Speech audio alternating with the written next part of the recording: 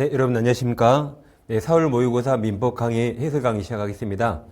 여러분들 일단 모의고사를 보셨을 텐데 일단 시간 내에 시험 문제를 푸는 게 가장 중요합니다.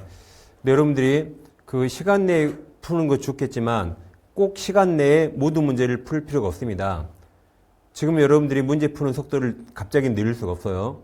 어떤 A라는 부분이 자신 있으면 문제 푸는 속도가 자동으로 빨라지고 B라는 부분이 자신이 없으면 문제 푸는 속도가 당연히 느려집니다.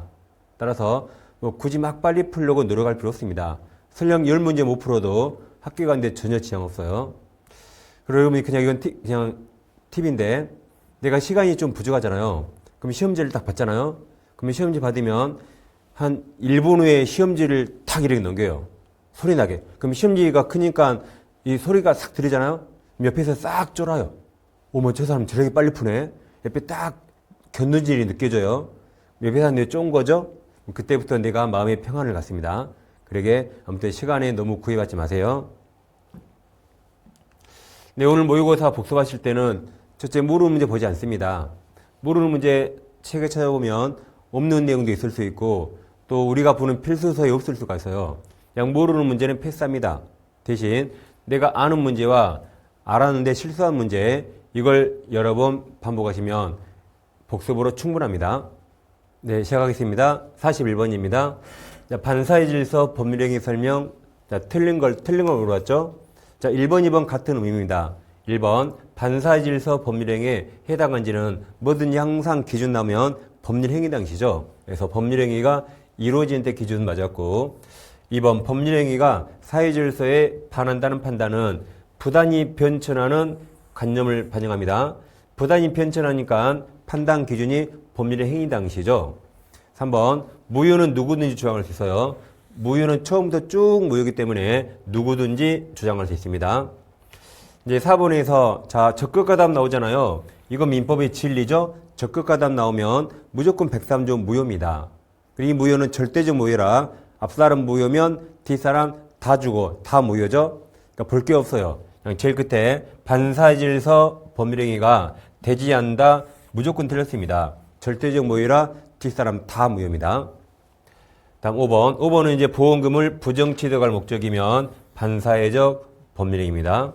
정답이 4번이죠. 이런 문제는 시간 내에 빨리 풀어야겠습니다. 다음 42번. 이제 통정의입이죠. 통정의 표시 설명. 틀린 걸 물어봤습니다. 1번, 민법 108조 2항에 따라 보호받는 선의 제3자에 대해서 그 어떤 누구도 무효로 대항 주장할 수 없습니다.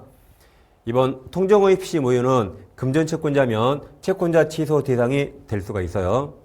3번, 당사자가 통정하여 증여를 매매로 가정했죠. 그럼 증여가 유효죠. 그리고 매매가 무효가 되죠. 말이 밖에서 3번이 정답입니다. 4번은 제3자에 해당하는가 물어봤죠. 이건 딱 외워두세요. 시험에 잘 나오죠. 파산관제인은 선의 제3자입니다. 파산관제인은 선의 제3자라고 아예 딱 결론을 외워두세요. 글자 수 똑같아요. 파산관제인 5글자, 선의 제3자 5글자. 어떤 문제? 그럼 쌤, 선의가 아니라 악의 제3자 5글자네요. 그럴까봐 눈을 크게 뜨시면 이 시옷, 파산, 선, 시옷에서 파산관제인 선의 제3자입니다. 5번, 허위 표시가 성립하기 위해서 진위와 표시 불일치에 상대방과 합의가 있어야죠. 네, 정답은 3번입니다. 이 3번 같은 질문은 절대로 실수하면 안 되죠. 그 다음 43번은 그냥 넘어가는 문제입니다. 모르면 그냥 보지 마세요. 그냥 패스. 아신 분만 보시면 됩니다. 다음 44번 사례가 나왔는데 자, 대리가 나오고 사례가 나오면 세 가지를 꼭 봐야 돼요. 첫째, 대리인이 누구인가? 두 번째, 유권대리인가? 무권대리인가? 셋째, 무엇을 대리시켰는가? 세 가지만 딱 보면 됩니다. 자, 그럼 갑은 누구에게 대리줬죠? 먼저 매도할 권한을 의뢰에게 대리권 수여했죠. 그러니까 유권대리고 대리인이 의리고 매매하라고 그랬습니다. 그럼 1번. 자, 모든 의사표시는 명시적 할 필요 없죠. 이게 틀렸죠. 뭐든지 명시, 묵시 가능합니다. 1번이 바로 정답입니다. 2번 본인의 허락이 있으면 뭐든지 할 수 있어요. 아니, 대리에서 본인이 허락하면 뭐든지 할 수 있다. 그래서 제일 끝에 뭐뭐 할 수 있다 그냥 무조건 맞아요. 이제 자세히 보시면 자, 을은 갑을 대리해서 자신 을이 엑스토지를 매수하는 계약. 이게 자기 계약이죠. 자, 대리인은 매도할 권한을 받았죠? 갑을 대리해서 매도하는데 누가 산 거죠? 을 자신이 산 거죠. 이게 자기 계약 할 수 있습니다. 그래서 허락이 있거나 확정된 채무행은 자기 계약 쌍방대리 가능하죠. 3번 이 을은 임의대리인이라 언제든지 숙권행위 처리해서 대리권 소멸시킬 수 있습니다. 4번은 대리인이 성년 혹은 개시받으면 대리권 소멸하죠. 5번 매매하라고 대리권 주면 매매에서 중도금이나 잔금 수령할 권한이 있습니다. 그래서 가장 전형적인 대리 문제죠. 1번이 정답입니다.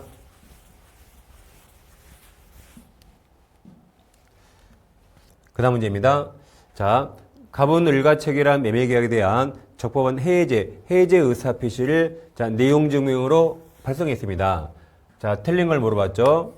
1번 갑이 그 후 그 말이 의사표시를 발송한 후 발송할 때 살아 있었죠. 사망하여도 그대로 유효라 효력을 잃지 않습니다. 2번 을이 갑의 해제 의사표시를 실제로 알아야 해제 효력이 발생하는 건 아니다 해서 맞았죠. 도달이란 요지 가능한 때부터 도달이죠. 알 것을 요하는 거 아닙니다. 3번은 제일 끝에 처리할 수 있는가? 그럼 도달 전에만 처리할 수 있죠. 근데 도달했기 때문에 처리할 수 없습니다. 4번 갑의 내용 증명 요편이 반송되지 않았다면 그다음 이 말은 볼 필요 없어요. 특별한 사정이 없는 한 이 말이 원칙적으로 그 말입니다. 그러면 예외적인 말이 없으면 다 원칙으로 푸는 겁니다. 그래서 이 말 절대 보지 마세요. 시간 낭비입니다. 그럼 반송되지 않았죠? 그럼 그 무렵에 우리에게 도달됐다고 풀 수 있죠. 없다가 틀려서 4번이 정답입니다. 5번 이제 함정이죠. 갑의 내용 증명 요편이 자, 을에게 도달한 후 을에게 도달했네요. 그럼 이거 유효죠. 이미 유효. 도달할 때 능력자죠. 능력자. 그럼 이미 유효입니다. 효력이 생겼어요. 네, 그 후 성년 후견이 되더라도 이미 이때 효력이 생겼죠? 생겼으니까 효력이 생긴다 해서 맞았습니다. 이 말이 절대 속으면 안 돼요. 이미 의사표시가 도달할 때 을은 능력자였기 때문에 이미 효력이 생긴 후입니다. 그 다음 이제 46번 복대리가 나오는데 복대리 틀린 겁니다. 그럼 복대리는 1번, 2번이 시험에 가장 많이 나오는데 여러분들 가장 많이 틀립니다. 자, 눈을 크게 뜨세요. 자, 복자 받침이 기역자죠. 기역 다음에 니은으로 바꿔요. 그럼 기역 다음에 니은 본인을 대리하고 본인의 이름으로 법률행위 합니다. 그래서 본인의 이름 맞아요.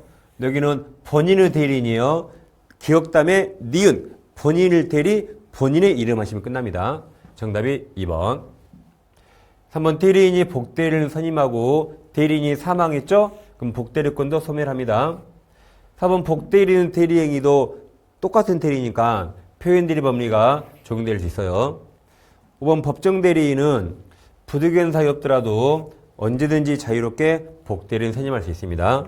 그래서 1번, 2번 주의하세요. 기억 다음에 니은 그러면 다 본인입니다. 자, 47번 또 대리가 나왔는데 갑을병 사례가 나왔네요. 그럼 세 가지를 보라 했죠. 첫째, 대리인 누구인가? 둘째, 대리권 있는가 없는가? 셋째, 무엇을 대리하는가? 매매인가 임대차인가? 이런 겁니다. 먼저 대리권 없는 을, 그럼 두 가지 끝났죠. 을이 대리인 그리고 무권 대리.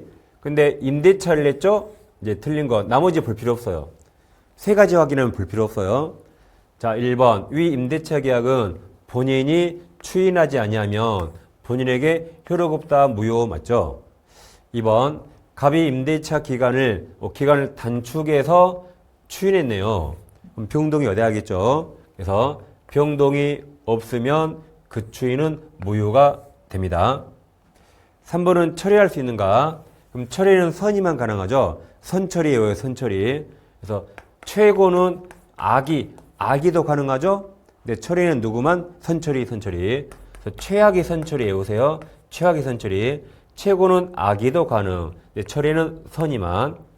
그럼 처리를 물어봤으니까 병이 앓았네요? 그럼 처리할 수 없다. 이게 틀려서 정답입니다. 이게 정답이죠? 그 다음 4번. 갑이 추인하면, 자, 추인은 소급표가 있어요. 그래서 계약 시에 소급하여 맞습니다. 5번 만약이 나왔죠? 자, 만약 을이 미성년자 나오면, 자, 대리에서 미성년자 나오면 두 개를 비교하셔야 돼요. 유권대리에서 제한 능력자가 나오면 취소할 수 없다고. 이처럼 무권대리에서 제한 능력이 나오면 책임지지 않는답니다. 제일 끝에 계약 이행이나 손해배상 청구할 수 없다 맞습니다. 책임지지 않는다. 135조 내용이죠.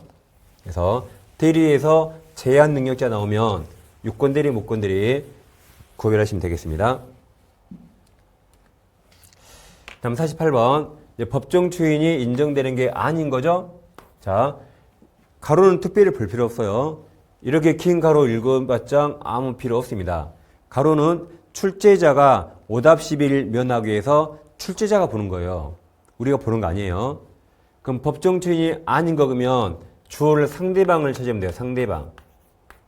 상대방이 이행 청구하거나 양도하는 건 법정 추인 되지 않죠? 그러니까 이게 주어인 거 찾으면 그냥 답입니다. 그럼 여기 취소권자 이게 정답이죠? 상대방. 여기도 취소권자, 여기도 취소권자에서 상대방이 이행 청구하면 법정 추인이 아니다. 그래서 법정 추인이 아닌 거 그러면 그냥 상대방 찾으면 그게 답입니다.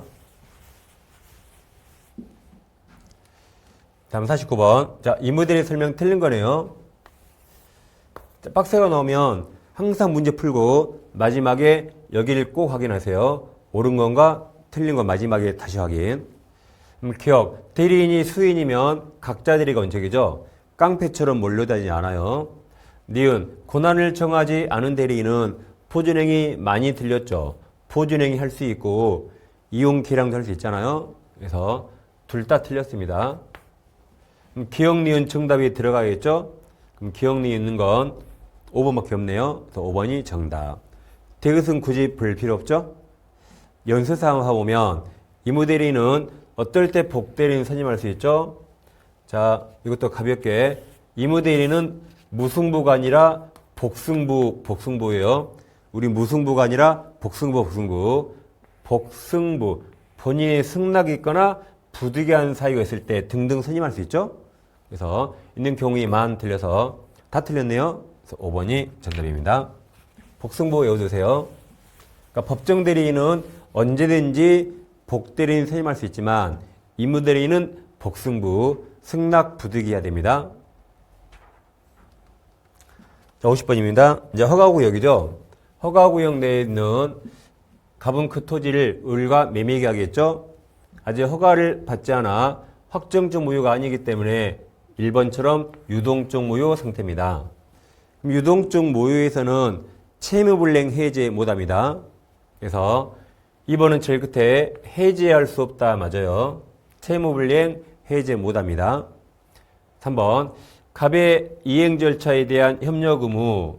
허가 협력 의무가 먼저 하는 선행이고 허가의 협력에서 유효로 바뀌면 그때 을이 매매대금 지급가 후행으로 동시행이 아니죠. 그 다음 허가구역 지정기간이 만료됐는데 재지정 안 내요. 그럼 확정 유효가 됩니다. 그럼 정답이 5번이겠네요. 자, 중간 생략 등기 유효죠. 단 허가구역만 무효. 그래서 5번 을이 병에게 토지를 전매하고 병이 자신과 갑을 매매 당사자로 하는 허가를 받아서 갑으로부터 곧바로 병으로 등기했죠. 갑에서 병으로 왔으니까 중간 생략 등기인데 허가구역이죠? 그때는 무효. 그래서 정답이 5번. 그래서 기억하세요. 중간 생략 등기는 당연히 탈세를 목적으로 합니다. 그래도 유효. 근데 허가구역에서만 무효가 됩니다. 다음 51번도 그냥 패스하세요. 모르면 전혀 볼 필요 없습니다. 그냥 패스. 우리가 모든 문제를 다 할 필요가 없죠. 다음 52번. 이제 문제가 부동산 물권 변동이네요. 그럼 등기를 요하는가, 요하지 않는가 그런 질문이 나올 겁니다. 틀린 거죠. 자, 1번. 부동산 물권 변동 후. 자, 물권 변동하면 유효입니까, 무효입니까? 즉 등기부가 갑에서 을로 변동됐대요. 그럼 유효죠, 유효. 유효. 그다음 유효인데 그 등기가 원인 없이 말소됐네요. 그래도 유효입니다. 말소가 잘못된 거라 여전히 유효. 유효니까 유효가 되니까 효력에 영향이 없었죠. 유효가 유효. 2번 등기를 유효하지 않는 판결이란 이게 틀렸죠. 이행 판결이나 형성 판결이죠. 가장 많이 나온 지문이죠. 3번 이제 가등기기에서 본등기하면 물권 변동은 본등기 시부터죠. 그러니까 순위만 소급하고 물권 변동은 본등기 시부터입니다. 다음 4번 지문이 엄청 길죠. 엄청 긴데 지문이 길면 항상 제일 끝에 보세요. 자, 등기해야 소유권 취득하는가? 그럼 법률행위는 등기할 필요 없죠. 근데 화의가 둘이 원했죠. 약정 둘이 원했죠. 법률행위라고 두 군데나 써 있네요. 그러니까 당연히 등기해야 되죠. 5번. 자, 5번은 주의하실 게 여기까지 나누세요. 법정지상권을 취득 성립할 때는 등기 없이 해요. 근데 이 지문은 이걸 물어본 게 아니고 법률행위로 양도할 때 등기 필요한가? 그럼 취득할 때 등기 없이 처분 양도할 때 등기해야 되죠? 그래서 등기 필요합니다. 여기는 양도를 물어봤어요. 정답은 2번에 가장 쉬운 데 있었죠?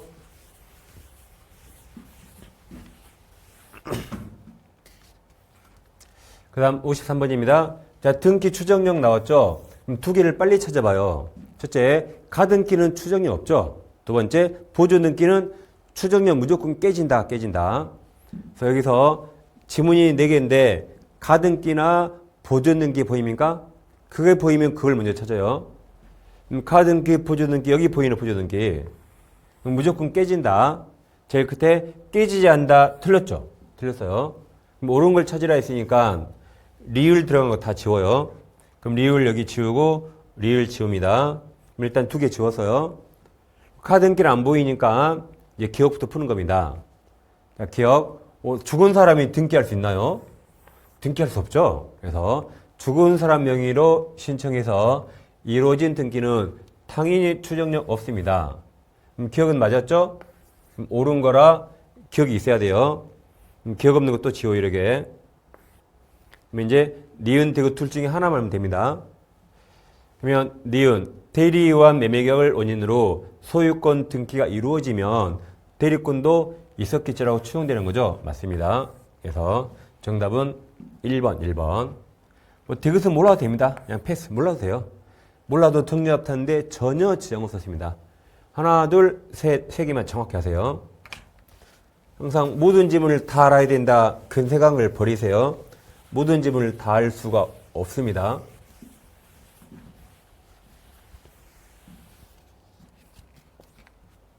그 다음 자 54번 간접점이 나왔죠.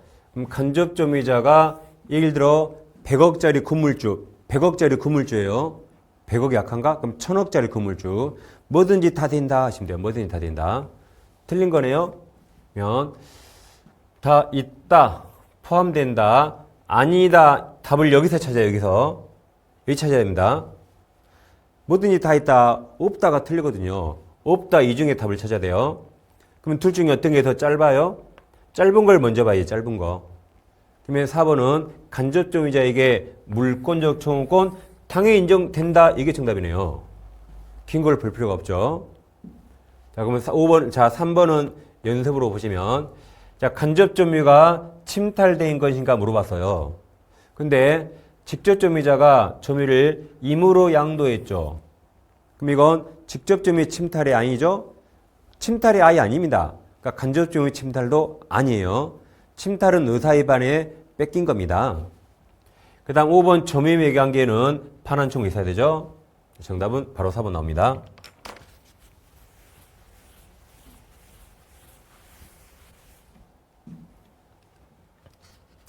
그 다음 자 55번 보겠습니다. 이제 등기초음권 물어봤죠? 등기초음권 설명 옳은 걸 물어봤어요. 자 1번 점유취득 시효 완성.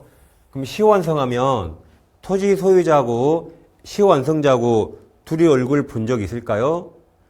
둘이 얼굴 모르겠죠? 얼굴 본 적 없으니까 이 청구권은 자유롭게 양도할 수 있어요.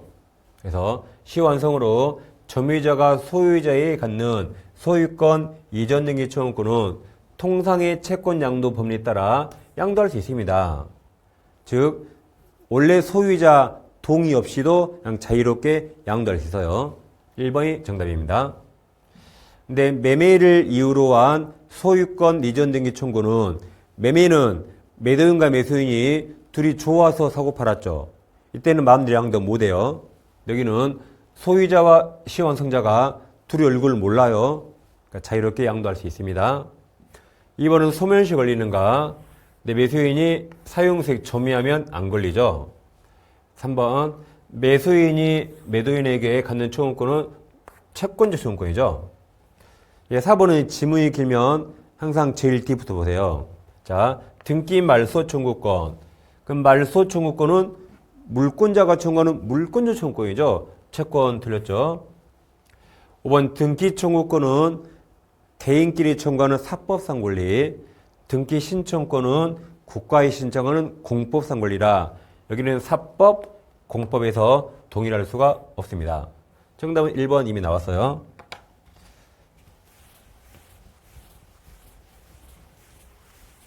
다음 56번. 자, 이 문제도 그냥 넘어갑니다. 그냥 모르면 아예 그냥 보지도 마세요. 실제 시험에 이렇게 난이도 최이상 모르는 문제가 두세 개 이상 꼭 나오기 때문에 그런 거 우리가 볼 필요 없습니다. 다음 57번. 이제 부합 물어봤네요. 부합 설명 틀린 거. 그럼 부합이란 이렇게 두 개가 붙어서 합해진 거 생각하면 됩니다. 1번 부동산 간에도 부합이 가능하죠.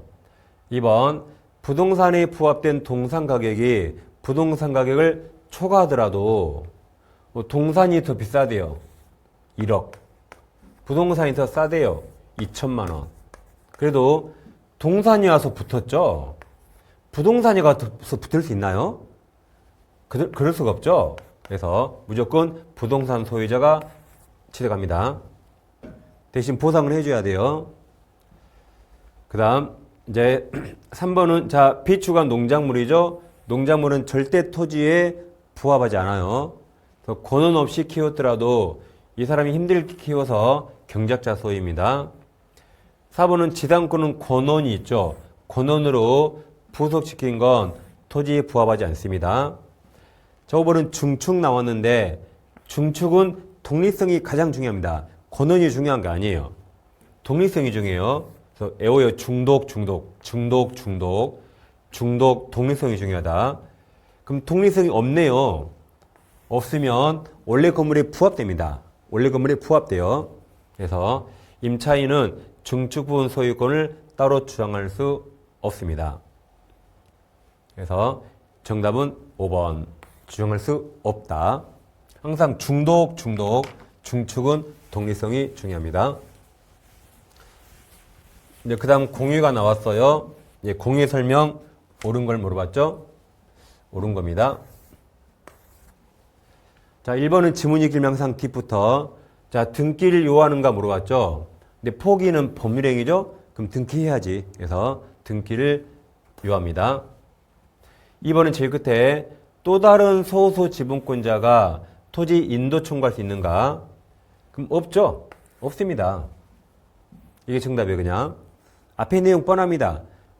다른 소수 지분권자가 배타적 점이에요. 또 다른 소수, 니까지 것은 인도 청구할 수 없다. 얘는 그냥 점유 폐지에 청구하면 되고, 니까지 것이 인도 청구할 수 없다 하시면 됩니다. 그 다음 3번은 공유물 보존행위인가? 임대차는 보존이 아니라 관리행위죠. 다음 자 4번에서 이제 공유가 나오고 무효등기 말소 청구 나오거든요. 그럼 꼭 확인할게요. 전부 무효인가 일부 무효인가? 만약 이게 일부 무효라면 전부 말소 틀렸죠. 근데 이게 전부 무효라면 전부 말소 맞는 거죠. 항상 공유에서 말소 청구 나오면 일부 무효인가 전부 무효인가. 근데 이건 공유자 1인의 단독 명의로 무효등겠네요. 그럼 전부 무효 아니죠. 1인 공유자 이 사람 지분만큼 유효니까 전부 무효가 아니네요. 근데 전부에서 틀렸죠? 일부 무효니까 그 무효인 부분만 말소해야겠죠? 다음 마지막 5번. 과반수 지분권자가 관리행위 정할 수 있죠? 단독으로 임대하면 그럼 소수 지분권자는 그쪽 과반수권자에게 자기 지분만큼 부당이득 반환 청구할 수 있습니다. 이 문제도 패스. 그냥 보지 마세요. 모르시거나 틀리면 그냥 보지 마세요. 그 다음 지역권 문제입니다. 지역권 틀린 거죠. 1번 반드시 요역지 일필이죠. 승일이 승역지가 일부 가능해요. 그럼 요역지는 일필 전부입니다. 2번 지역권은 종된 권리는 주된 권리와 분리해서 양도나 다른 권리 목적 못합니다. 3번은 공유자 1인이 지역권 취득하면 다른 자 취득하는 거죠. 4번은 지문의 결명상 뒷부터. 자, 지역권을 물권이고 물권이 소멸하는 건 물권행위 처분행위예요. 그 물권행위 처분행위는 공유자 1인이 할 수 없죠. 전부가 해야죠. 할 수 없다 맞았습니다. 5번은 손해보상 해야 되는가? 그럼 지역권 나오고 손실보상 나오면 시효취득입니다. 그럼 시효취득하면 손해보상 해줘야 돼요. 내가 통행하니까 손해보상 해야 된다 해서 5번이 정답이죠.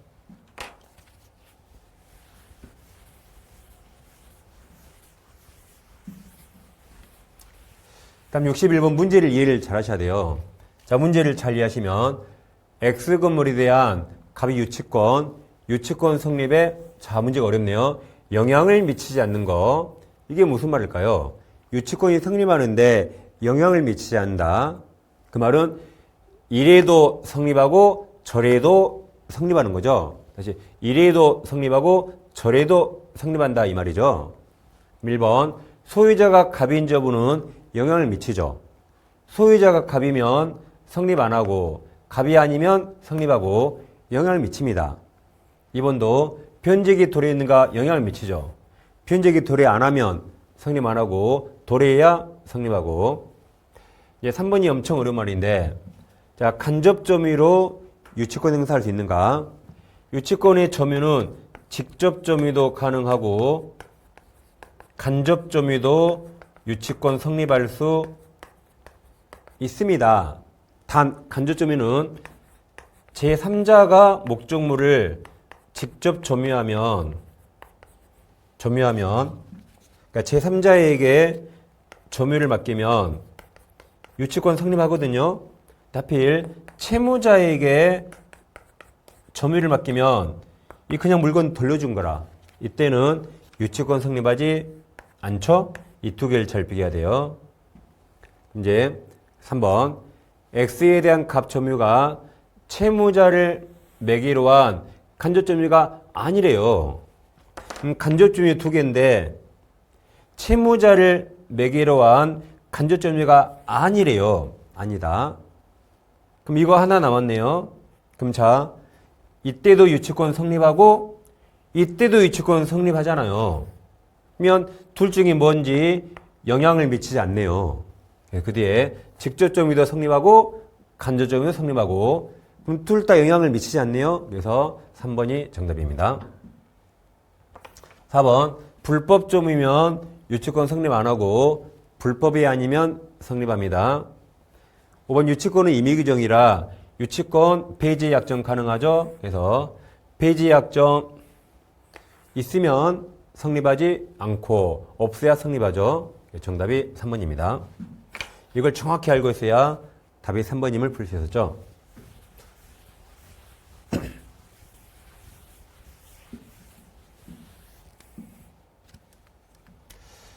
그 다음 이제 전세권인데, 자, 갑의 건물 일부네요. 일부. 그 다음에 을명의 전세권이 있어요. 일부를 왜 써줬을까요? 자, 2번 때문에 낸 거죠. 건물 일부 전세권자가 건물 전부를 경매 신청할 수 없다. 이걸 낸 거죠. 근데 옳은 거라 정답을 안 내네요. 자, 그럼 1번. 전세권이 법정 갱신되면 기간은 정함이 없는 것으로 온다. 이게 정답이네요. 정답이 허무하네요. 법정에 했을 때 기간이 2년이 되는 건 주택임대차죠. 전세권은 정함이 없는 것으로 옵니다. 다음 3번은 법정 나오면 등기 없이, 맞아요. 등기 없이 주장할 수 있다. 4번이 대항력이죠. 갑이 건물 소유권을 병에게 양도 매도했죠. 그럼 소유자가 병으로 바뀌었네요. 바뀌면 을 나중에 전세금 누구한테 받아요? 새로운 소유자 병에게 받죠. 그래서 기간이 만료되면 을은 갑에게 전세금만한 청구할 수 없다. 맞았죠. 병에게 받는다. 그 다음 전세권자가 목적물 유지해야 돼요. 그래서 전세권자가 목적물 현상을 유지하고 소산해야 되죠. 맞죠? 그래서 필요비 청구 못하는 거죠. 정답은 벌써 1번에 나왔습니다. 이거 정답이 딱 1번인 거 확실하면 밑에 질문 안 읽고 과감하게 넘어가는 연습을 계속 해야 됩니다. 자, 사례 문제인데 일단 사례가 길면 저 같으면 이런 문제 안 풉니다. 문제 읽다가 한 문제 두 번 읽을 것 같아요. 2번. 저 같은 문제 안 풀어요. 여러분 풀지 마세요. 시간이 나면 가장 나중에 이런 거 푸는 겁니다. 연습이라 풀어볼게요. 갑은 그 소유인 나대지 X에 을에 대한 채무를 담보하기 위해서 을 명의로 저당권 설정했네요. 자, 그럼 토지가 갑소유 X 토지인데 여기에 저당권자 을이 나온 거죠. 이후 병은 X의 건물을 신축하여 소유하고자 갑으로부터 토지를 임차했네요. 병의 토지를 임대차했죠. 토지를 임대차해서 그리고 이제 건물을 완성했네요. 지상에 병이 건물을 완성했어요. 그리고 나서 건물의 정명이 저당권이 있네요. 건물이 이제 건물이죠. 저당권자 누가 있다?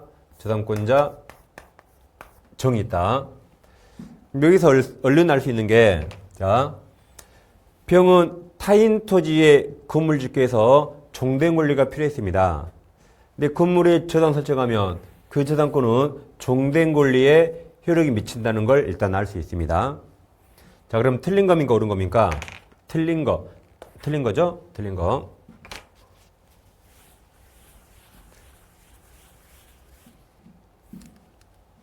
자, 그럼 일단 물상대인은 매매 계약은 할 수 없죠. 매매나 임대차 물상대인 못합니다. 2번은 자, 일괄경매 할 수 있는가? 그럼 일괄경매 청구하려면 이 건물은 이 갑이 빚쟁이죠? 설정자 소유 건물이어야 돼요. 근데 소유자가 다르잖아요? 그러니까 일괄경매 할 수 없습니다. 그래서 이게 정답이죠. 일괄경매는 설정자 소유 건물이어야 돼요. 즉 갑소유 건물이야 가능하죠? 이 정답입니다. 3번 을은 채권과 분리해서 채권이 주된 권리 엄마입니다. 엄마랑 분리해서 저당권 자식만 양도할 수 없다 해서 맞았어요. 주된 권리와 분리해서 종된 권리만 양도할 수 없습니다. 자, 4번은 제일 끝에 임차권이 무에게 이전되는가? 무가 경락인이죠, 경락? 그러니까 아까 처음에 말씀드렸죠. 저당권이 임차권에 미치니까 경매 설정하면 임차권은 경락이 이전한다. 5번. 이제 경매가 나왔죠. 근데 건물에 경매가 나왔네요. 그럼 토지 건물 별개라 건물이 경매 나오면 이건 별개죠. 그래서 토지 저당권은 소멸하지 않는 거죠. 토지 건물은 전혀 별개의 부동산입니다. 일괄경매를 물어봤죠. 64번. 이제 저당권 효력이 미치는 거죠. 효력이 미치는 거. 그럼 부합물, 종물은 다 미칩니다. 그래서 이 부합물이나 종물이나 이게 부합물은 저당 설정 이전, 이후 다 미치는데 비교할 게 차임채권 과실은 저당권은 원칙 과실에 미치지 않아요. 근데 예외적으로 압류 후부터 미칩니다. 그래서 디귿을 빼면 정답이 2번. 부합물종물, 이건 저당 설정 전후를 따지지 않아요. 다음 계약금을 놓았네요. 자, 계약금 옳은 겁니다. 계약금은 특별한 약정 없는 한 해약금이죠. 565조가 해약금이니까 해약금 성질 같습니다. 기억 틀렸죠? 그럼 기억을 빨리 싹 지워요. 여기 세 개 딱 지워지네요. 그럼 니은 공통이라 볼 필요 없네요. 그럼 디귿만 보시면 디귿. 디귿 지문이 길어요. 항상 뒤를 보라 그랬죠? 제일 끝에 뭐뭐 하지 않으면 공탁해야 되는가? 계약금 공탁할 필요 없죠. 공탁하지 않으면 해지 못한다. 틀렸네요. 공탁할 필요 없거든요. 그래서 항상 지문 읽으면 D부터 D 뭘 물어봤는가? 그럼 정답이 빨리 나옵니다. 뭐 옳은 거니까 그냥 2번 이래 나와요. 2번. 자, 그럼 니은도 시험에 많이 나오죠. 자, 이행기 전에도 이행에 착수할 수 있어요. 그럼 이행에 착수했으니까 이제 매도인 매수인 둘 다 해지할 수 없습니다. 이행기 전에 이행 착수할 수 있다.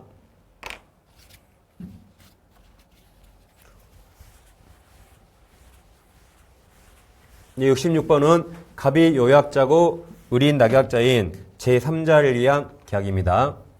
틀린 거죠? 1번이 좀 약간 이제 지문이 애매한데, 갑은 을과의 기본관계, 요약자와 낙약자의 관계가 기본관계죠. 근데 기본관계는 제3자를 위한 계약 그 자체이기 때문에 이건 유효해야 돼요. 근데 기본계약이 무효네요. 그럼 둘 다 이행할 필요 없죠. 그러면 자신 갑이 을에게 부담하는 채무이행 거부할 수 있습니다. 기본계약 자체가 무효면 제3자를 위한 계약이 무효가 돼요. 그럼 둘 다 거부할 수 있다. 1번이 정답입니다. 자, 2번은 제3자에 속하는가? 이 제3자를 위한 계약의 제3자는 민법 전체에서 보호되는 3자가 아니니까 착오 취소로서 보호되는 3자에 속하지 않습니다. 3번 병이 수익을 삽시했죠. 그럼 직접 이행 청구할 수 있습니다. 4번은 지문이 길어요. 그럼 제일 끝에 자기 손해배상 청구할 수 있는가? 자, 그럼 병은 계약 당사자가 아니니까 계약 해지할 수 없습니다. 그래도 손해가 있으면 병은 손해배상은 청구할 수 있어요. 5번 갑과 을 간의 계약이 해지가 됐죠.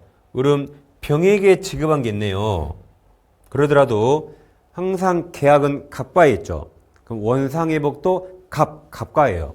그래서 을이 병에게 뭔가를 지급했더라도 나중에 계약이 깨지면 갑에게 반환 청구합니다.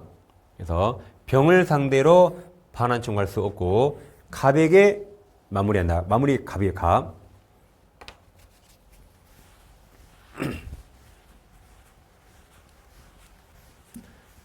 다음 67번입니다.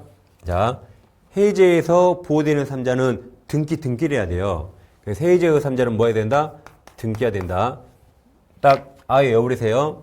해삼 등기라고. 해삼 등기. 해삼도 등기해야 돼요. 해삼도 등기해야 된다. 그럼 채권은 절대 등기 못하죠. 채권 나오면 보호 안 됩니다. 채권 X.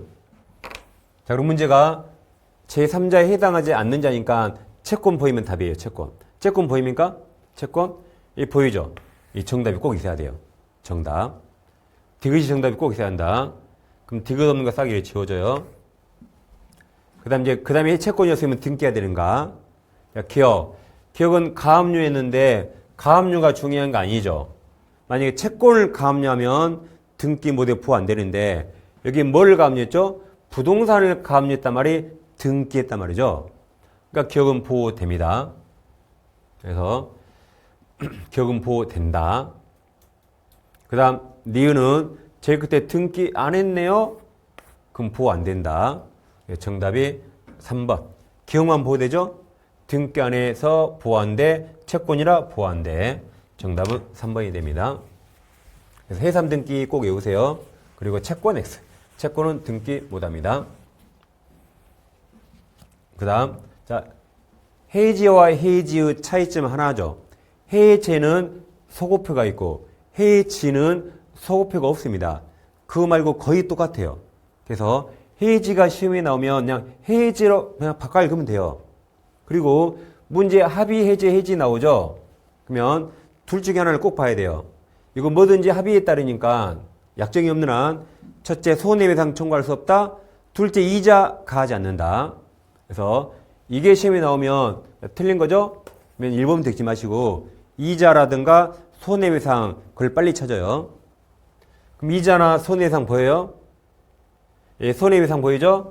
예, 청구할 수 없다 맞았고 또 보입니까? 이자 가산한다. 이게 틀렸습니다. 그냥 이게 틀렸어요. 그냥 정답이에요. 그래서 항상 합의 해지 나오면 두 개를 찾아요. 손해배상 X, 이자 X.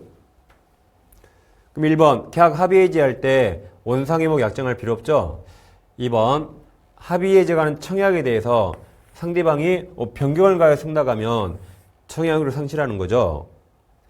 4번 합의 해지에도 법정 해지와 같이 제3자 보호되는 겁니다. 정답이 5번 이자 X. 그래서 합의 해지는 빨리 두 개를 찾아요. 손해배상 X, 이자 X 찾으면 됩니다. 바로 답이 풀리죠? 다음 70번 매매계약 설명 틀린 거네요. 자, 매매는 블락이 싸유, 낙성계약입니다. 니은 타인권리도 매매의 대상이 될 수 있죠? 타인권리 매매 유효. 그럼 틀린 거니까 4번, 5번이 답인데 득은 매도인 담보 책임은 법정 무과실체이거든요. 그래서 4번 기억 니은이 정답입니다.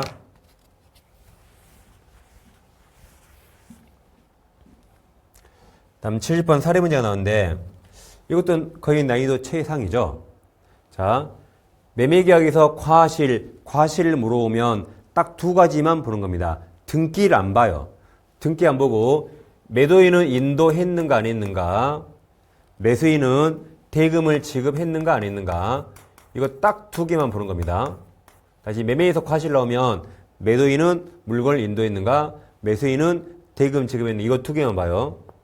그럼 1번 토지를 아직 인도하지 않았네요. 근데 대금도 주지 않았네요. 그럼 과실은 당연히 매도인에게 속하는 거죠. 내 거 나한테 오는 거죠. 2번 인도하지 않았네요. 근데 매수인은 돈을 다 줬네요. 그럼 매수인은 돈을 줬으니까 그때부터 과실은 매수인 을에게 와야겠죠. 3번 토지 인도하지 않았네요. 근데 우리 잔대금을 줄 필요 있나요? 줄 필요 없죠. 인도받지 않았으니까 돈 줄 필요 없잖아요. 그럼 지체해도 돼요. 해도 됩니다. 그래도 잔대금 이자 상당의 손해배상 청구할 수 없어요. 인도하지 않았으니까 돈 안 줘도 손해배상 청구할 수 없는 거죠. 4번 인도되지 않았어요. 대금조 완제되지 않았어요. 그럼 똑같죠. 손해배상 청구할 수 없다. 5번 우리 대금 지급을 거절할 정당한 사유였네요. 그럼 돈 줄 필요 없죠? 돈 줄 필요 없어요. 그러면 토지를 미리 인도받았더라도 돈 줄 필요 없어요. 없으니까 나중에 이자도 지급할 필요가 없게 되는 거죠. 대금 지급을 거절할 정당한 사유가 있으니까 돈 안 줘도 되니까 나중에 이자 지급할 의무가 없죠. 이게 정답입니다. 그래서 매매에서 과실 나오면 인도 있는가 돈 줬는가 이거 두 개만 딱 보시면 돼요. 다른 거 절대 볼 필요 없습니다.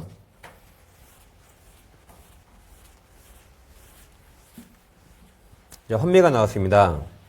환매 이제 옳은 거죠. 1번 부동산은 5년이죠. 2번 절대 연장 못해요.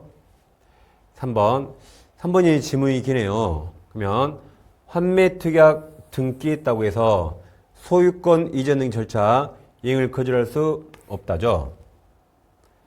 뭐 앞이 뻔합니다. 환매 등기 있는데 팔았어요. 그러든 말든 돈 받았으면 등기 넘겨야겠죠. 그래서 환매 특약 등기 있더라도 매매에 있으면 소유권 등기 넘겨야겠죠. 거절할 수 없습니다. 그 다음 4번 매도인이 환매 기간 내에 환매의 삽시하면 그 환매에 의한 권리 취득 등기를 해야 되죠. 하여야 가압류한자에 대항할 수 있다. 그 다음 환매는 매매계약 동시에 해야 되죠? 해야 된다. 정답은 3번입니다. 다음 위험부담이 사리가 아니네요. 자, 위험부담 자 틀린 건데 1번 위험부담 후발적 불능이 맞았고 다음 채무자에게 책임 없어야 돼요. 채무자에게. 근데 쌍방에 책임 없으니까 채무자도 책임 없죠. 그래서 발생한다 해서 맞는 지문입니다. 그럼 틀린 거니까 기억을 싹 지워요. 기억. 그럼 디귿 공통이라는 니만 보면 되네요. 편무계약에서는 위험부담 나올 수가 없죠. 쌍무계약만 나오죠. 맞아서 정답은 디귿. 디귿. 당사 쌍방 규칙 사이 없는 이행불능으로 쌍방의 규칙 없으니까 예를 들어 태풍, 홍수, 지진면 매매가 종료됐죠. 그럼 매도인은 계약금 지급해야 되죠? 반환해야 된다. 매수인은 돈 10원도 줄 필요 없었죠. 그러니까 매도인은 당연히 계약금 반환해야 됩니다. 틀린 거라 3번. 그러니까 박스가 나오면 항상 박스와 1, 2 선택지 같이 병행해 보셔야 됩니다. 그 다음 둘 다 건물이네요. 건물 모두에 인정되는 권리입니다. 근데 자 전세권자는 필요비 청구 못하죠. 그래서 외워두세요. 저는 피를 싫어한다. 저는 피를 싫어요. 이런 거 피 흘린 거 좋아하세요? 좀비예요? 그래서 전 피를 싫어요. 그러니까 기억은 전세권에 없어요. 기억 싹 지워 이렇게. 그럼 디귿은 공통이라 다 건물은 부동을 매수 청구할 수 있죠? 다 할 수 있다.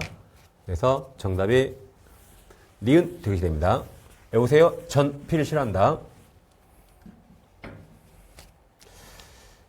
그 다음 사람이 주의하세요. 임차인이 갑이고 임대인이 을입니다. 토지니까 임대차에서 지상 매수 청구하겠죠? 자, 옳은 겁니다. 1번 임차인 갑우 매수 청구가 유효하려면 승낙 필요 없죠?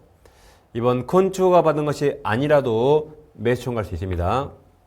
3번 토지 임대차 계약이 만료됐죠? 임차인은 갱신 청구 먼저 해야 되죠? 해야 돼요. 그리고 거절당했을 때 매수 청구합니다. 채무불이행 나오면 매수 청구 못해요. 정답이 5번이겠죠? 갑소유 건물이 임대인을이 임대한 토지와 제3자 소유 토지에 걸쳐서 건립되면 전부 사람 안 되겠죠. 제3자 토지에 있는 건물까지 사람 안 되겠죠. 그래서 건물 전체에 대해서 매수 청구할 수 없다 해서 맞았습니다. 이게 정답이죠.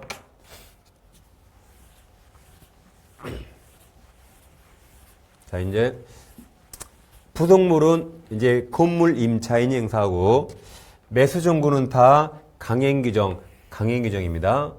네, 틀린 거네요. 자, 기억 토지 틀렸죠? 이건 건물 임차인. 토지 임차인은 방금 전 문제 지상물 매수 청구. 그다음 강행규정이라 부속물 매수 인정하지 않는 약정은 효력이 없다 해서 맞았습니다. 다음 임차인은 특수 목적이 필요하면 대상이 아니에요. 그래서 틀린 거라 정답은 1번. 기억이 정답이죠. 자, 이제 민특법입니다. 민특법도 3개, 4개 꼭 맞춰야 돼요. 자, 갑이 그 소유 주택에 거주하는 을과 존속기간 1년의 임대체결 체결했다. 틀린 겁니다. 그럼 임차인만 선택할 수 있죠. 임차인은 약정기간 1년이나 법이 인정한 2년을 선택할 수 있습니다. 이번 임차인이 이익이 차임을 연체하면 법정갱신, 묵시갱신 인정 안 해줘요. 4번 X주택 경매로 인한 환가대금에서 우리 보증금을 우소면제 받으려면 그때는 주택을 양수인에게 인도해야 되죠. 그러니까 경매 신청할 때는 인도할 필요 없지만 경매 다 끝나고 돈 받을 때 인도해야 됩니다. 5번 묵시역 갱신이 되면 사람이 바뀌었네요. 임차인 을만 임대인 갑에게 해지 통지할 수 있고 3개월 지나면 끝나는 거죠.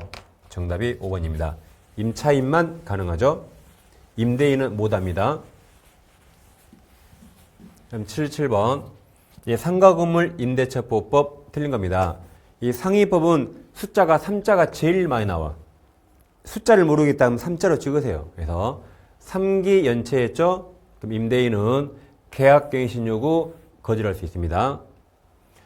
2번 임대차가 종료한 후 보증금이 반환되지 않았네요. 그때는 임차는 관할 법원 맞아요. 법원에 임차권 등기 명령 신청할 수 있습니다.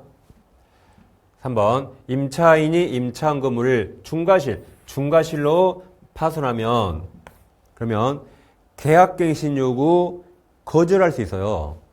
임대인이 거절할 수 있으면 그때는 권리금 회수 기회에 보장할 필요 없습니다. 이제 4번은 대법원 판례인데 아직 우리 시험에 출제 안 됐습니다. 나올 수 있어요. 전체 임대차 기간이 10년. 그러니까 계약갱신 요구하면 최대 10년이죠. 10년을 초과했네요. 초과해서 임차인이 계약갱신 요구를 행사할 수 없는 경우에도 임대인은 권리금 보장해 주라가 대법원 판례입니다. 권리금 보장해 줘야 된다. 그래서 임차인의 권리금 회수 기회에 보장할 의무가 있다 맞았습니다. 5번은 작년 34회 때 처음으로 나온 판례죠. 작년 34회에 나온 판례입니다. 5번 자, 환산보증금을 초과하는 상가임대차에서 이게 포인트죠. 기간을 약정하지 않았다. 그때 계약갱신 요구 인정되는가? 자, 보증금을 초과한단 말이 예를 들어 서울에서 9억을 초과하더라도 원래는 계약갱신 요구 인정됩니다. 인정되는데 예외적으로 기간을 정하지 않으면 인정 안 돼요. 이 계약갱신 요구는 기간 끝나기 6개월 전부터 1개월 전에 행사해야 되거든요. 그러니까 기간 끝나기 6개월 전부터 1개월 전에 해야 되니까 기간 약정하지 않으면 6개월, 1개월에 나올 수 없죠. 그랬을 때는 인정되지 않습니다. 작년에 시험이 처음 나왔고 앞으로 계속 나온 판례입니다. 그 다음 집합건물이죠. 이것도 문제 법 이름을 또 눈으로 쭉 읽지 마시고 시간 걸려요. 그냥 집합건물 옳은 거 틀린 거 그냥 이렇게 읽으세요. 중간에 읽지 마세요 그냥. 자, 교약 및 관리단 집행 결의는 구분 소유자의 매수인 특별 승인에게 일단 승계되는 거죠. 맞았습니다. 자, 공용 부분은 등기할 필요 없어요. 복도, 계단, 엘리베이터 등기 요하지 않는다 해서 맞았습니다. 그 다음 이제 재건축 결의 후 재건축 참가 여부를 서면으로 촉구가 최고죠? 최고. 그럼 우리 민법 시험범위에서 최고 나오죠? 다 거절이에요. 다시 우리 민법 시험범위 내에서는 최고했죠? 다 거절입니다. 재건축에 참가하겠다가 아니라 참가하지 않겠다. 거절로 본다. 그래서 옳은 거라 3번이 정답입니다.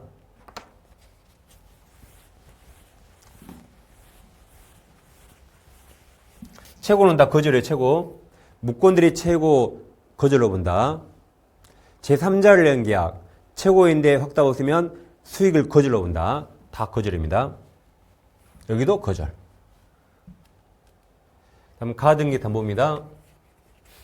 이것도 문제 다 읽지 마시고 그냥 가등기 담보 나오면 그냥 옳은 거 틀린 거 그냥 푸세요.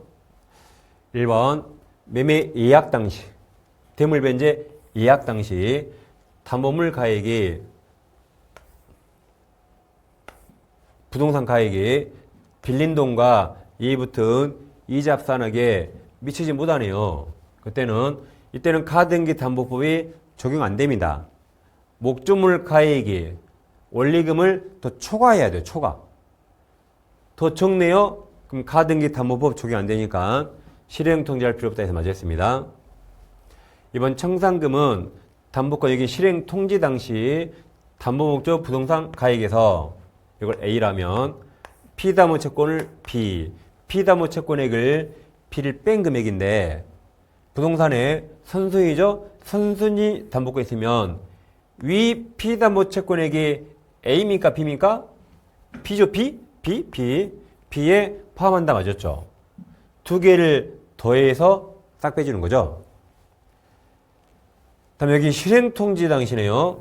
이게 대물제 예약 당시고 자, 3번. 실행 통지 당시 부동산 평가액이 피담보 채권에게 미달하네요.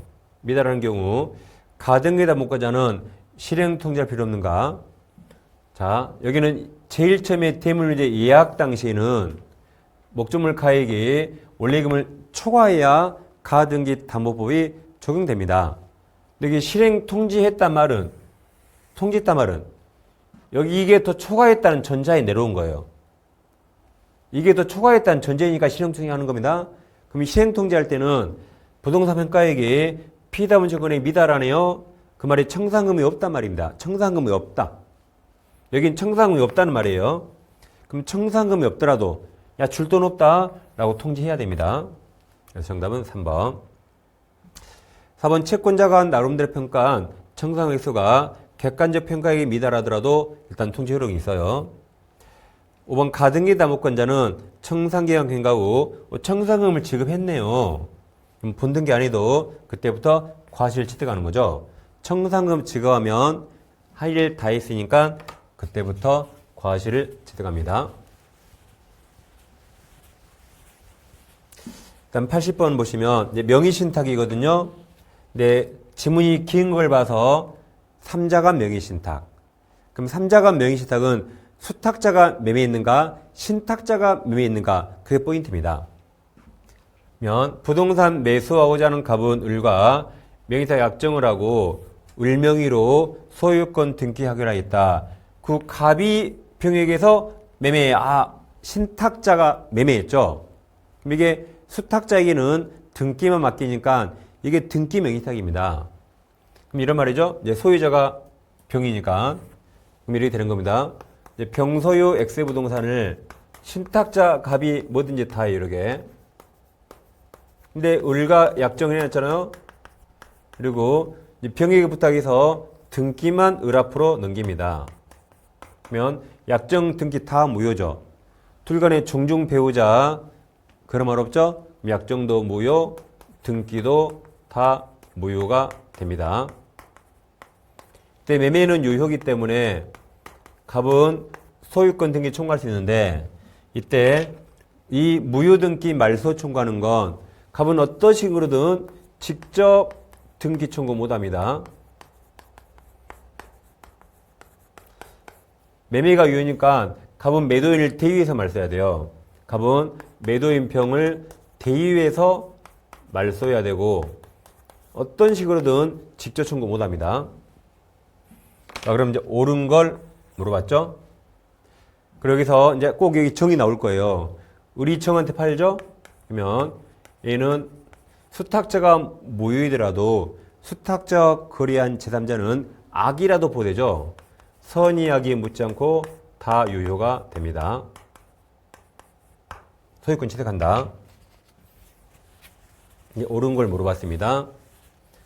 자, 기억. 갑과 을의 약정은 무조건 무효죠. 약정 무조건 무효. 2번 니은. 갑은 을을 상대로 어떠한 청구도 못해요. 이렇게 병을 대위하지 직접 청구 못한다. 디귿. 갑은 병을 상대로 소유권 등기 청구할 수 있죠? 매매 유효니까 청구할 수 있다. 이미 답은 나왔습니까? 2번 나왔죠? 그 다음 리을은 정 보이면 그냥 정이 그냥 뭐 알았더라도 그냥 무조건 소유권 취득할 수 있다. 알았더라도 수탁자 거래한 제3자는 악의도요죠. 소유권 취득할 수 있다 해서 정답이 기억과 디귿이 됩니다. 그래서 항상 3자간 명의신탁은 누가 매매했는가? 신탁자가 하면 등기 명의신탁, 수탁자가 하면 계약 명의신탁입니다. 네, 문제푼이라고 고생 많으셨고 처음에 말씀드렸듯이 모르는 문제 보지 않습니다. 아는 문제와 실수한 문제를 계속 더욱더 안 틀리게 연습해 주세요. 여러분 합격을 기원하겠습니다. 감사합니다.